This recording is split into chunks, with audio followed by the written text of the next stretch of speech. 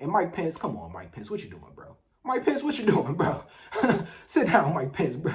What's up, family? We here today to talk about Ron DeSantis's crazy, chaotic campaign. It's not that crazy. It's just in a little bit of turmoil right now.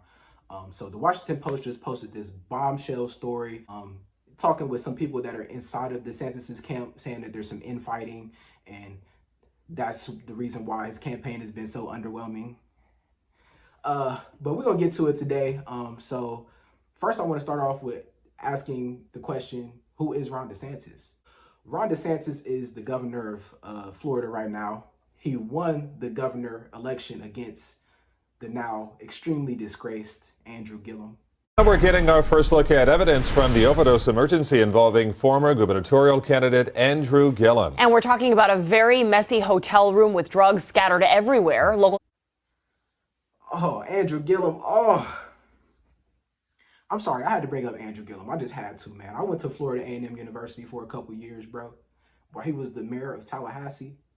Did you know this dude had Quavo and a whole bunch of, you feel me, star celebrities come to FAMU to campaign on his behalf?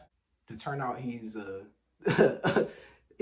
he solicits male prostitutes in motels in South Florida. But that's a whole nother video. I'm gonna do a whole video on Andrew Gillum. Don't even worry about that. So Ron DeSantis won his gubernatorial election against Andrew Gillum in 2020 and became the governor of Florida.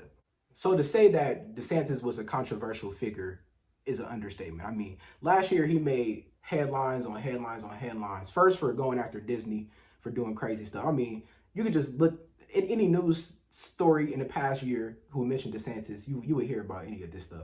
You hear about Disney, you would hear about the Don't Say Gay bill. I mean, he even changed the law in Florida so that he can be the governor and run for president. Like, he was making a lot of news, man. So you either hate you either hate Ron DeSantis or you love Ron DeSantis. There's really nobody in between. I know people who are literally moving away from Florida because of him, people moving to Florida because of him. And then there'll be people like in Ohio. I live in Ohio, bro. There'll be people at the grocery store and I tell them like I'm from Florida and they're just like, oh, Florida's just the worst place in the world. I'm like, what? Like, you ain't never been to Florida, bro. You can't even say that, bro. Florida's a great place, man. DeSantis, controversial as he may be, Florida's a great state, man. So the controversy in the story is that Ron DeSantis hired this big, mega campaign management company, Axiom Strategies, to kind of take control of his campaign. And I understand why he did it.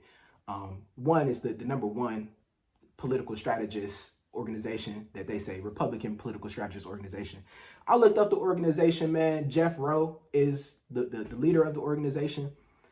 He had one successful campaign with Allen West, and I respect him for that. But his other claim to fame was Iowa caucus win for Ted Cruz back in 2016. Like, come on, bro. Like, you feel me? And that's the number one like political campaign management organization. But that's neither here nor there, man. So he hired Jeff Rowe to be in his organization. And there's been some conflict with the people who ride with the DeSantis camp, who were there before they came, and the people who came with Axiom. So the infighting has kind of reached a boiling point now that the Iowa caucus is less than a month away.